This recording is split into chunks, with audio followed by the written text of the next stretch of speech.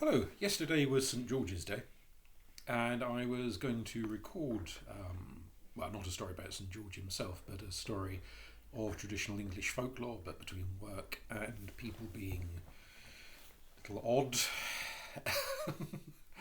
It didn't happen, didn't get the time. I don't have an awful lot of time today either. So I thought I'd record instead, in a short break, some poetry, because it's quicker, really.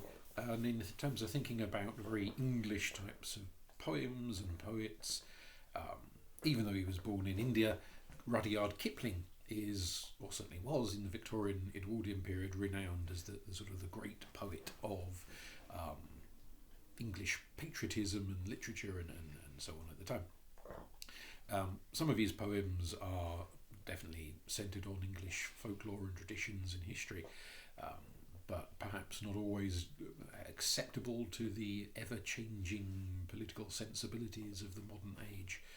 You can't please all of the people all the time. Sometimes you can't please anybody any of the time. So I've gone for poems that I actually like personally, as well as ones which capture either English history or English folklore as a way of celebrating Englishness, just as on St Patrick's Day we celebrate Irishness, and St Andrew's Day we celebrate Scottishness. So the first one I've gone for is Puck's song from Puck a Pook Sill, which I did record some years ago, the book. This version of Puck's song is slightly longer than the version that appears in the children's book. So, Puck's song. See you the ferny ride that steals into the oak woods far. Oh, that was where they hewed the keels that rolled to Trafalgar. Mark you where the ivy clings to Bayham's mouldering walls. Oh, that was where we cast the stout railings that stand around St Paul's. See you the dimpled track that runs all hollow through the wheat. Oh, that was where they hauled the guns that smote King Philip's fleet. Out of the Weald, the secret Weald, men sent in ancient years, the horseshoes red at Flodden Field, the arrows at Poitiers. See you our little mill that clacks, so busy by the brook. She has ground her corn and paid her tax ever since Doomsday Book. See you the stilly woods of oak, and the dread ditch beside. Oh, that was where the Saxons broke on the day that Harold died. See you the windy levels spread about the gates of Rye. Oh, that was where the Northmen fled when Alfred's ships came by. See you our pastures wide and lone, where the red oxen browse. Oh, that was a city thronged and known ere London boasted a house. And see you after rain the trace of mound and ditch and wall. Oh, that was a legion's camping place where Caesar sailed from Gaul. And see you marks that show and fade like shadows on the downs. Oh, they are the lines the flint men made to guard their wondrous towns. Trackway and camp and city lost, salt marsh where now is corn. Old wars, old peace, old arts that cease, and so was England born. She is not any common earth, water or wood or air, but Merlin's Isle of Gramarye, where you and I will fare. Just in case anyone doesn't know, Gramarye is magic, the Isle of Magic. And now, the second one I'm going to read, there's three altogether, just in case you're wondering how long I'm going to go on for. The second one I'm going to read, I think I have recorded this previously, but I like it, so I'm going to record it again, is The Land. And a friend of mine, Nick Ford, does this from memory. I can't do it from memory, and he does it remarkably well, much better than I do it, but I'm going to do it anyway. The Land. When Julius Fabricus, sub-prefect of the Weald, in the days of Diocletian owned our lower river field, he called to him Hobdenius, a Briton of the clay, saying, "What about that river piece for laying into hay?" And the aged Hobden answered, "I remember as a lad my father told your father that she wanted draining bad, and the more that you neglect her, the less you'll get her clean, Have it just as you've a mind to, but if I were you, I'd drain. So they drained it long and crossways in the lavish Roman style. Still we find among the river drift their flakes of ancient tile. And in drouthy middle August, when the bones of meadows show, we can trace the lines they followed 1600 years ago. Then Julius Fabricius died as even prefects do, and after certain centuries, imperial Rome died too. Then did robbers enter Britain from across the northern main, and our lower river field was won by Ogier the Dane. Well could Ogier work his warboat, well could Ogier wield his brand. Much he knew of foaming waters, not so much of farming land. So he called to him a Hobden of the old unaltered blood, saying, "What about that river piece? She doesn't look no good." And then aged Hobden answered, "'Tain't for me to interfere, but I've known that bit of meadow now for 55 year. Have it just as you've a mind to, but I've proved it time on time. If you want to change your nature, you have got to give her lime." Ogier sent his wains to lose 20 hours' solemn walk, and drew back great abundance of the cool grey healing chalk.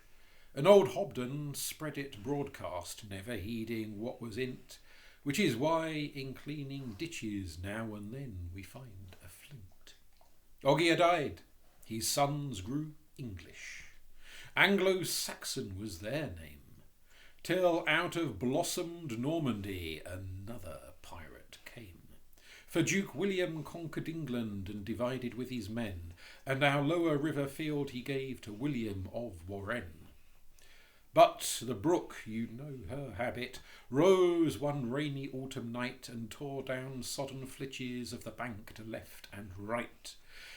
So said William to his bailiff as they rode their dripping rounds, "Hob, what about that river bit? The brook's got up no bounds." And that aged Hobden answered, "'Tain't my business to advise, but ye might have known 'twould happen from the way the valley lies. Where you can't hold back the water, you must try and save the sail. Have it just as you've a mind to, but if I was you, I'd spile."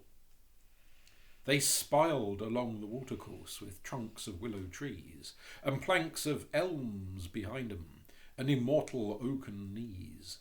And when the spates of autumn whirl the gravel beds away, you can see their faithful fragments, iron hard in clay. Georgii Quinti Anno Sexto. I, who own the river field, am fortified with title deeds, attested, assigned and sealed, guaranteeing me assigns my executors and heirs all sorts of powers and profits, which are neither mine nor theirs. I have rights of chase and warren as my dignity requires. I can fish, but Hobden tickles. I can shoot, but Hobden wires. I repair, but he reopens certain gaps which men allege have been used by every Hobden since a Hobden swapped a hedge. Shall I dog his morning progress o'er the track betraying dew? Demand his dinner basket into which my pheasant flew? Confiscate his evening faggot under which my conies ran? And summons him to judgment? I would sooner summons Pan. His dead are in the churchyard, 30 generations laid. Their names were old in history when Doomsday Book was made. And the passion and the piety and prowess of his line have seeded, rooted, fruited in some land the law calls mine. Not for any beast that burrows, nor for any bird that flies, would I lose his large sound counsel, miss his keen amending eyes. He is bailiff, woodman, wheelwright, field surveyor, engineer, and if a flagrantly a poacher, 'tain't for me to interfere. Hob, what about that river bit? I turned to him again, with Fabricius and Oger and William of Warren. Have it just as you've a mind to, but, and here he takes command, for whoever pays the taxes, old Mazobden owns the land. It's a lovely poem. Very much enjoy that one. And the last to finish on is called The English Way. It does feel like it should be sung, but as I can't carry a tune in a bucket, I shall just read it. The English Way. After the fight at Otterburn, before the ravens came, the witch-wife rode across the fern and spoke Earl Percy's name. Stand up, Northumberland, if I bid you answer true. If England's king has under his hand a captain as good as you. Then up and spake the dead Percy. Oh, but his wound was sore. 500 captains as good, said he, and I trow 500 more. But I pray you, by the lifting skies and the young wind over the grass, that you take your eyes from off my eyes and let my spirit pass. Stand up, Northumberland, I charge you answer true. If ever you dealt in steel and brand, how went the fray with you? Hither and yon, the Percy said, as every fight must go. For some they thought, and some they fled, and some struck ne'er a blow. But I pray you by the breaking skies and the first call from the nest, that you turn your eyes away from my eyes, and let me to my rest. Stand up, Northumberland, I will that you answer true. If you and your men were quick again, how would it be with you? Oh, we would speak of hawk and hound, and the red deer where they rove, and the merry foxes the country round, and the maidens that we love.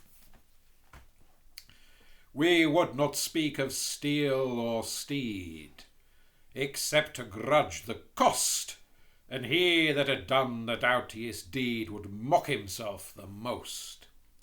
But I pray you by my keep and tower, and the tables in my hall, and I pray you by my lady's bower, the bitterest of all, that you lift your eyes from out in my eyes, your hand from off my breast, and cover my face from the red sunrise, and loose me to my rest. She has taken her eyes from out of his eyes, her palm from off his breast, and covered his face from the red sunrise, and loosed him to his rest. Sleep you or wake, Northumberland, you shall not speak again, and the word you have said twixt quick and dead I lay on English men.